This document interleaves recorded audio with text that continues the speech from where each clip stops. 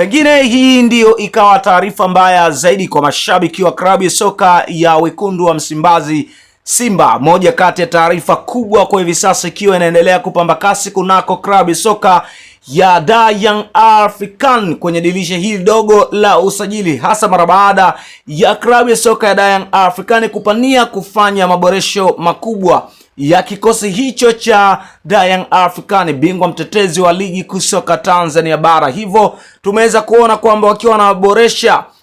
safu yao ya ushambuliaji. Sambamba na hilo, twende tukatazame moja kati ya taarifa kubwa ambayo inamhusisha mchezaji wa klabu ya soka ya wekundu wa Msimbazi Simba anayejulikana kwa jina la Morris Abraham, moja kati ya mchezaji ambaye amekuwa kipenzi cha mashabiki wa klabu ya soka ya Simba, moja kati ya mchezaji ambaye so far amekuwa akiheadline sana, hasa mara baada ya kuweza kuingia katika tetesi kubwa za kuhusishwa kusajiliwa na klabu ya soka ya Young African. Moja kati ya ripoti kubwa kwa hivi sasa kutoka kwenye vyanzo vya klabu ya soka ya Young African, imeelezwa ya kwamba klabu ya soka ya Young African iko katika mazungumzo ya moja kwa moja na mchezaji wa klabu ya soka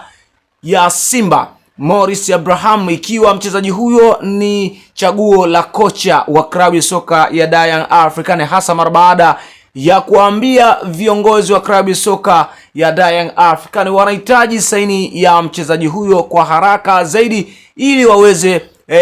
kurekebisha safu yao ya ushambuliaji. Na hivyo tumeweza kuona mengi ambayo yalikuwa yakiendelea kwa hivi sasa kunako klabu ya soka ya Young African katika kuvunja rekodi ya usajili. Hivi karibuni Young African iliweza kumtambulisha moja kati ya mchezaji